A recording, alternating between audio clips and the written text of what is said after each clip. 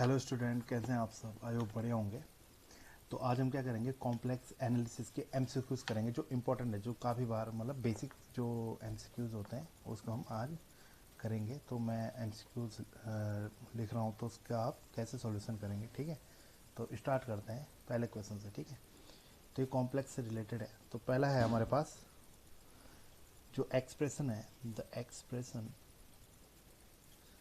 Expression cos theta plus iota sine theta to the power n is equal to पहला है cos n theta plus iota sine n theta, B है cos n theta plus sine n theta,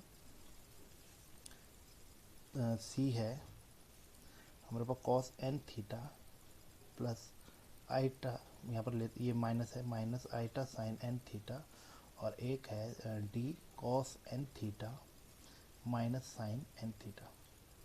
तो हमने ये बताना है कि इसमें से कौन सा सही है। तो ये यूलर फॉर्मूला है, ये cos theta plus iota sine theta अगर हम करेंगे, ये टू द पावर n करेंगे तो ये आएगा कॉस n थीटा, ये जो पावर n है ये थीटा के साथ ऐड हो जाएगी, आइटा साइन n थीटा, ठीक है। इसको आप ऐसे भी कर सकते हैं। दूसरा, इसके बहुत सारे एप्लीकेशंस हैं। इसको आप क्या करना है, याद रख लेना, cos theta plus iota sine theta ये होता है e to the power iota theta के इक्वल, ठीक है। ऐसे ही अगर मैं दोनों तरफ कंजुगेट लूँ तो cos theta minus iota sine theta ये होता है e की पावर माइनस आइटा थीटा।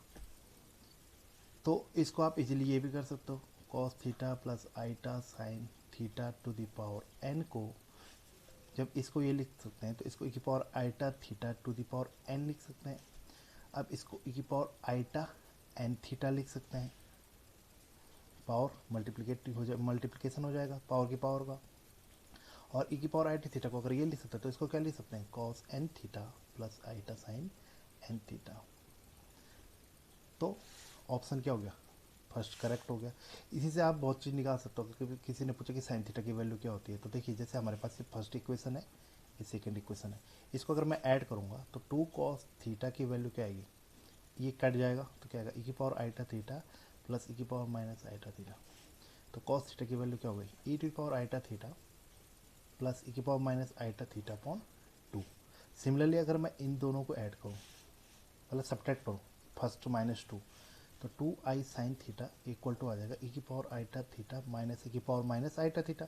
तो साइन थीटा की वैल्यू हो जाएगी हमारे पास ई की पावर आइटा थीटा माइनस की power minus iota theta upon two iota. तो अगर आपको साइन और कॉस पता है तो आप टेन थीटा की वैल्यू निकाल सकते हैं ई की फॉर्म में, कॉट की निकाल सकते हैं, सेक की निकाल सकते हैं, कॉस सेक की निकाल सकते हैं, बहुत चीज़ों की निकाल सकते हैं। तो ये जो एक्सप्रेशन है ये बहुत इंपॉर्टेंट है, ठीक है। तो यहाँ पर ऑप्शन हो जाएगा ए करेक्ट, ठीक है। दूसरा,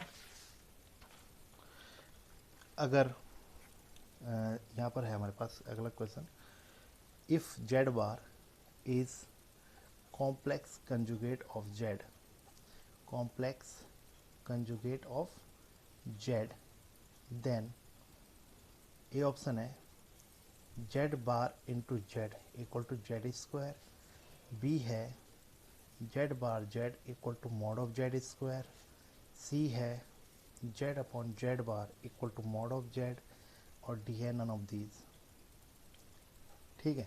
तो इसमें क्या है, देखिए जेड बार आपको पता है, जेड जैसे एक्स प्लस आइटा वाई हुआ तो जेड बार होता है कॉम्प्लेक्स कंजुगेट होता है एक्स माइनस आइटा वाई, ठीक है। तो अगर आप इनको इंटू करेंगे तो ये जाएगा एक्स ए प्लस बी इंटू ए माइनस बी आएगा ए स्क्वायर माइनस बी स्क्वायर। इसको करोगे तो आएगा आइटा स्क्वायर माइनस वन हो जाएगा, माइनस का प्लस हो जाएगा, ये वाई स्क्वायर। अब इसको कहते हैं मॉडुलस ऑफ जेड का स्क्वायर, क्योंकि मॉडुलस ऑफ जेड क्या होता है, under root of x square plus y square. तो जेड जेड बार या जेड बार जेड क्या होता है, मॉड ऑफ जेड स्क्वायर, तो बी है, जेड स्क्वायर नहीं होता, बी होता है। तो आप ये याद रख सकते हैं, ठीक है। तो ये भी इंपॉर्टेंट है। थर्ड है, if z1 and z2 are two complex number, then option A है mod of z1 plus mod of z2 greater equal to mod of Z1 plus Z2, B है mod of Z1 plus mod of Z2 less equal to mod of Z1 plus Z2, C है mod of Z1 plus Z2 equal to a Z1 plus b Z2 where a b any constant and D है none of these. तो इसमें से बताइए इसमें से कौन सा सही है। देखिए Z1 Z2 जब टू कॉम्प्लेक्स नंबर होते हैं तो ये याद लेना, जो mod of Z1 plus Z2 होता है वो लेसर इक्वल टू होता है mod of Z1 plus mod of Z2, that is ये इसको इधर लिख लीजिए। तो कौन सा ऑप्शन हो जाएगा ए। इसे कहते हैं ट्रायंगुलर इनइक्वालिटी, ट्रायंगुलर इनइक्वालिटी। क्योंकि जो देखिए मैं आपको बताता हूँ, जैसे जेड जो कॉम्प्लेक्स नंबर है आर्गन प्लेट में एक वेक्टर की तरह काम करता है। तो जैसे ये Z1 है, ये Z2 है, तो Z1 प्लस Z2 क्या होगा, तो जब दो उसको जोड़ते हैं कैसे जोड़ते हैं, ये होगा इसके पैरेलल ये खींचा, इसके पैरेलल ये खींचा, ठीक है। तो ये आया Z1 प्लस Z2 ये। अब इसका मैग्नीट्यूड, मॉड का मतलब होता है इसकी लेंथ, Z2 की लेंथ है तो आप इसकी लेंथ को इसकी लेंथ के बराबर मान सकते हो क्योंकि ये पैरेललोग्राम है, ठीक है बन रहा। तो ये Z2 की लेंथ है, यहाँ से यहाँ तक Z2 की लेंथ है, यहाँ से यहाँ तक Z1 की लेंथ है, और यहाँ से यहाँ तक की Z1 प्लस Z2 की लेंथ है। और किसी भी ट्रायंगुलर में, किसी भी ट्रायंगल में किसी एक साइड की जो लेंथ होती है वो बाकी दो की लेंथ के सम से छोटी होती है। ये एक साइड है, इसकी लेंथ बाकी दो साइड से चाहे वो कैसी भी हो उससे हमेशा क्या होगी, छोटी या इक्वल होगी। इक्वल कब हो सकती है, इक्वल तब होगी जब Z1 और Z2 सेम उसमें होंगे, दैट इज कॉन्करेंट होंगे या उसमें एक ही साइड में होंगे। जैसे ये कोलिनियर बोल सकता, अगर ये Z2 की लेंथ यहाँ से यहाँ तक है, Z1 की यहाँ से यहाँ तक, तो Z1 प्लस Z2 यहाँ से यहाँ तक आएगा, तो तब इक्वल हो जाएगा। लेकिन अगर वो नहीं है, कोलिनियर नहीं है, इफ मतलब कोई एंगल है जो जीरो नहीं है, तो क्या हो जाएगा, लेस इक्वल टू आ जाएगा। तो इधर से बोले चाहे इधर से बोलिए, तो इसका ऑप्शन क्या हो जाएगा, ए करेक्ट हो जाएगा, ठीक है। अगला है, अगला क्वेश्चन है, for Z1 and Z2 two complex numbers argument of Z1 upon Z2 is equal to, पहला ऑप्शन है argument of Z1 plus argument of Z2, B option है argument of Z1 minus argument of Z2, C option है argument of Z1 upon argument of Z2, और अगला है D none of these. तो ये ध्यान दीजिएगा कि जब हम आर्ग्यूमेंट एज ए क्या करता है, लॉग की तरह काम करता है, ठीक है। तो आर्ग्यूमेंट लॉग में क्या होता है, ऐसे होता है argument Z1 minus argument of Z2। क्यों होता है ऐसे, देखिए क्या होता है, क्या है कि जैसे कोई Z है, x प्लस आइटा वाई जो भी है, उसकी अगर पोलर फॉर्म ये है R1 cos θ1 plus i sign θ1, ये आपने पढ़ा होगा 11th क्लास में पढ़ा होगा CBSE में। और Z2 ये R2 cos θ2 प्लस आईटा साइन θ2। तो θ1 क्या है, Z1 का आर्गूमेंट है, R1 क्या है, एम्पलीट्यूड ऑफ Z1 है, ठीक है। ऐसे R2 Z2 का एम्पलीट्यूड है और थीटा जो है आर्गूमेंट है। या इसको आप ये बोल सकते हैं R1 जो है इसका मॉडुलस, जिसे हम क्या कहते हैं, mod of Z1, modulus of Z1 है, और R2 मॉडुलस ऑफ Z2 है, और θ1 आर्गूमेंट ऑफ Z1 है और θ2 आर्गूमेंट ऑफ Z2 है, ठीक है। तो क्या होगा, जब हम Z1 इंटू Z2 करेंगे तो क्या होगा, ये इंटू हो जाएंगे R1 R2, और जब cos θ1 प्लस आईटा साइन θ1 और cos θ plus i sign θ2 into होंगे तो हो जाएगा cos θ1 plus θ2 plus i sign θ1 plus θ2। तो इसका मतलब क्या हुआ, जो R1 R2 हो गया, ये क्या हो गया, मॉडुलस। तो मॉडुलस ऑफ Z1 Z2 वो होता है R1 R2, मतलब modulus of Z1 into modulus of Z2। लेकिन अगर हम क्या करेंगे, आर्गूमेंट की बात करेंगे, आर्गूमेंट Z1 Z2 का क्या आ रहा है, ये एंगल जो है क्या है, θ1 प्लस θ2। θ1 किसका था, आर्गूमेंट ऑफ Z1 प्लस θ2 किसका था, आर्गूमेंट ऑफ Z2। तो ऐड हो जाता है इनटू में। ऐसे ही अगर आप डिवाइड करोगे तो यहाँ पर आ जाएगा θ1 minus θ2, that is argument Z1 minus argument Z2। तो ऑप्शन क्या हो गया, बी करेक्ट हो गया। ठीक है, तो ये भी बहुत इंपॉर्टेंट था, ऐसे आपको वो पूछ सकता है argument of Z1 into Z2 को। ठीक है, अगला है argument of Z plus argument of Z बार। देखिए तो जेड का जैसे अगर मैं उसमें देखेंगे तो जेड का जैसे यहाँ पर एंगल है ये थीटा है, अगर तो जेड बार का मतलब ये हुआ, ये जेड बार हुआ कॉम्प्लेक्स कंजुगेट, तो ये थीटा हुआ जेड का, तो इसका होता है माइनस थीटा। ठीक है, तो क्या होगा थीटा प्लस माइनस थीटा क्या आएगा 0। तो आर्गूमेंट जेड और आर्गूमेंट जेड बार का जो सम होता है वो आता है 0। ऑप्शन पे यहाँ पर असल में था 0, बी था -π/2, सी था π/2 एंड डी था पाई आईटा। तो क्या होता है इसका आंसर 0। ठीक है, तो ये काफ़ी इंपॉर्टेंट क्वेश्चन थे। अभी मैं एक और इसमें बता रहा हूँ। ठीक है, अगला क्वेश्चन हमारे पास वैल्यू ऑफ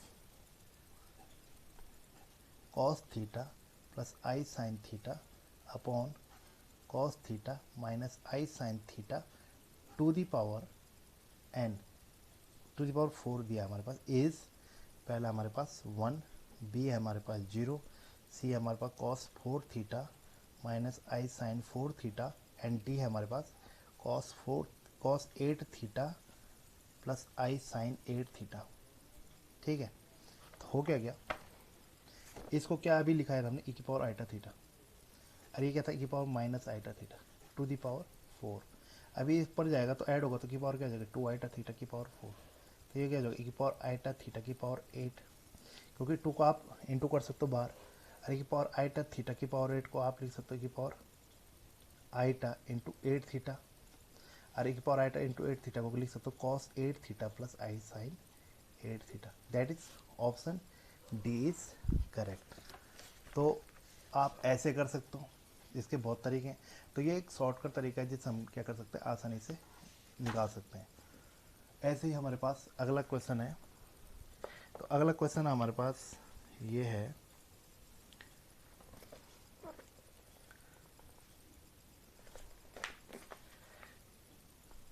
अगला क्वेश्चन हमारे पास if z bar is conjugate of z, z bar is conjugate of z, then पहला ऑप्शन हमारे पास जेड बार का magnitude equal to mod of z, B हमारे पास है जेड बार का जो मॉडुलस है वो मॉड ऑफ जेड से छोटा है, सी हमारे पास है जेड बार का मैग्नीट्यूड मॉड ऑफ जेड से बड़ा है, या डी हमारे पास है मॉड ऑफ जेड बार का square equal to z z bar. ठीक है, तो ये हमारे पास जो ये ऑप्शन है इसमें ये हमारे पास क्या है, एक से ज़्यादा इसके आंसर सही हो सकते हैं, तो हमें चेक करना है कौन कौन सही है कौन कौन से गलत है। ठीक है, इसमें से कौन कौन से सही है कौन कौन से गलत है, इसका अभी केवल एक ऑप्शन नहीं है, एक से ज़्यादा भी ऑप्शन सही हो सकते हैं, ये हमने वो वाला क्वेश्चन लिया है। ठीक है, तो देखिए होता क्या है, अगर ये जेड है तो जेड बार का मतलब होता है इसकी लेंथ यहाँ से यहाँ तक की, और जेड बार होता है इसकी इमेज, रियल एक्सिस के अबाउट इमेज, एक्स एक्सिस के अबाउट इमेज जो आती है ये जेड बार होता है। ठीक है, इसके कोऑर्डिनेट अगर एक्स वाई हैं तो इसके एक्स माइनस वाई होते हैं, तो इसकी लेंथ और इसकी लेंथ क्या होती है सेम होती है। ठीक है, तो इसकी लेंथ सेम होती है, तो पहला तो इसका सही हो गया, कोई बड़ा कोई छोटा नहीं होता। अगला मॉड ऑफ जेड का स्क्वायर वही होता है जो मॉड ऑफ जेड बार का स्क्वायर होगा, क्योंकि उनकी दोनों की लेंथ सेम है, और अभी हमने कराया था ये होता है जेड जेड बार, तो ये भी सही है। मॉड ऑफ जेड का स्क्वायर बोले चाहे मॉड ऑफ जेड बार का स्क्वायर बोले वो जेड जेड बार के इक्वल होता है। तो इसके कौन कौन से आंसर सही है, ए और डी। तो मैंने एक ऐसा सवाल लिया था जिसके कौन कौन से ऑप्शन सही हैं कौन कौन से गलत हैं। ठीक है, एक अच्छा सा क्वेश्चन है कि ये काफ़ी बार पूछ सकते हैं, complex root of 3 + 4 iota, complex root मतलब कॉम्प्लेक्स स्क्वायर रूट भी बोल सकते हैं इसको, स्क्वायर रूट निकालना है इसका, दैट इज पूछा क्या गया है रूट 3 + 4 आइटा इनमें से कौन है। तो पहला ऑप्शन हमारे पास रूट 3 + आइटा, बी हमारे पास 2 - आइटा, सी हमारे पास 2 + आइटा, और डी है हमारे पास रूट 3 - आइटा। अब कैसे पता करें क्या है, तो क्या कर सकते, या तो ऑप्शन से क्या करो, उसका स्क्वायर करके देखोगे 3 + 4 आइटा कैसा है। ठीक है, तो ये सबसे शॉर्ट फॉर्म है। आप वैसे कैसे कर सकते हो, अगर हमारे पास इसका रूट अगर a प्लस आइटा भी है, किसका √3 + 4 आइटा का, तो इसका स्क्वायर क्या होगा 3 + 4 आइटा, तो क्या होगा a² - b²। इसको अगर आप खोलोगे तो आइटा 2ab, ये क्या आ जाएगा 3 + 4 आइटा। कंपेरिजन करोगे तो a² - b² आना चाहिए 3 और 2ab आना चाहिए 4। तो आप चेक कर सकते हो इसमें से a और b रखे कि इनमें से कौन सा आ रहा है। तो a² - b² यहाँ से निकाल सकते हो, या ऐसे कर सकते हो, यहाँ से b की वैल्यू क्या आएगी 4/2a, that is 2/a। b की वैल्यू यहाँ रखोगे तो क्या आएगा a² -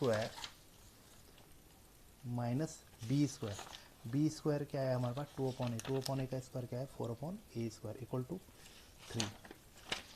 इसको करोगे तो आएगा a⁴ - 3a² - 4। ठीक है, अब इसके फैक्टर करना, इसको मैं a² का स्क्वायर माइनस 3a² - 4 लिख सकता हूँ। इसको a² का स्क्वायर -4 कैसे फैक्टर करने जिससे -3 आ जाए, तो -4a² + a²।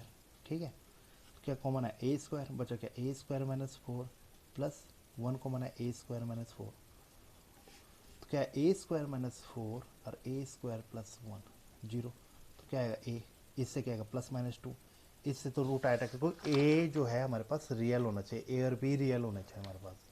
ठीक है, तो इस ये तो होगा नहीं क्योंकि कोई रियल नंबर है नहीं जिसका a² -1 आए, तो कौन सा होगा ये a निकल गया, तो b क्या आएगा 2/a, तो 2 +-2 करूँगा तो आएगा +-1। तो इसका मतलब क्या होगा 2 + आइटा हो सकता है, 2 - आइटा हो सकता है, -2 + आइटा हो सकता है। ठीक है, तो अगर हम +2 रखेंगे, देखिए अगर हम +2 रखते हैं तो +1 आ रहा है, अब -2 रखेंगे तो क्या आ रहा है -1, तो -2 - आइटा, ये आएंगे दो ऑप्शन, एक बार प्लस रख के एक बार माइनस रख के। तो ये इनमें से कौन सा ऑप्शन है यहाँ पर 2 + आइटा वाला, -2 - आइटा होगा एक, वो लिखा नहीं उसने 2 - आइटा लिखा हुआ है। तो ये बहुत लंबा प्रोसेस, सबसे बड़े क्या करिए आप इनमें से चेक करिए कि किसका स्क्वायर 3 + 4 आइटा आ रहा है। ठीक है, तो आप ऐसे कर सकते हैं। तो आज के लिए काफ़ी है, आई होप काफ़ी इंपॉर्टेंट है, बाकी हम इसके बाद आगे बताएंगे आपको। ठीक है, थैंक यू गाइज।